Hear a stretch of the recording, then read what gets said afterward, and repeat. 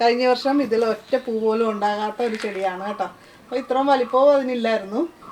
അപ്പോൾ അതിലൊരു കായ ഉണ്ടാകുക എന്നുള്ളത് ഞങ്ങളെ സംബന്ധിച്ചിടത്തോളം വലിയ സന്തോഷമാണ്. അപ്പോൾ ബർത്ത്ഡേ ഗിഫ്റ്റായിട്ട് കൊടുത്തതായിരിക്കാം ഇവൻ.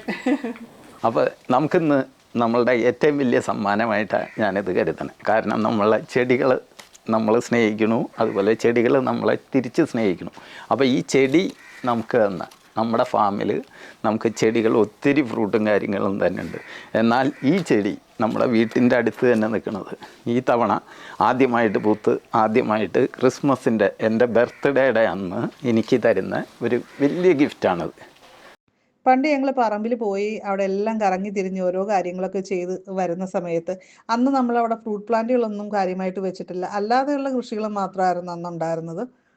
അപ്പോൾ ആ സമയത്ത് ഇങ്ങനെ നടക്കുന്ന സമയത്ത് നമുക്ക് ഏതെങ്കിലും ഒരു പേരമരത്തിൽ, അതും തനിയെ കിളുത്ത് വന്നിരിക്കുന്ന പേരയായിരിക്കും, അതിൽ നല്ല പേരയ്ക്ക പഴുത്ത് കിടക്കുന്നതൊക്കെ കാണും. അപ്പോൾ അത് സ്റ്റീഫൻ ചേട്ടൻ അത് പറിച്ചു തരും. അപ്പോൾ കിട്ടുന്ന സന്തോഷം അത് ഭയങ്കര വലുതായിരുന്നു. അതാണ് പിന്നീട് നമ്മൾ ഫ്രൂട്ട് പ്ലാന്റ് കൃഷിയിലേക്കൊക്കെ വന്നതെന്ന് തോന്നുന്നു. പ്രകൃതി നമുക്ക് തരുന്ന അവരുടെ സ്നേഹമായിട്ടാണ് സത്യത്തിൽ ഞാനത് സ്വീകരിച്ചത്. എല്ലാവർക്കും ഞങ്ങളുടെ ഹാപ്പി ക്രിസ്മസ് എൻ്റെയും സ്റ്റീഫൻ ചേട്ടൻ്റെയും അതേപോലെ സ്റ്റെഫിൻ്റെയും പേരിൽ ആശംസിക്കുന്നു. Thank you.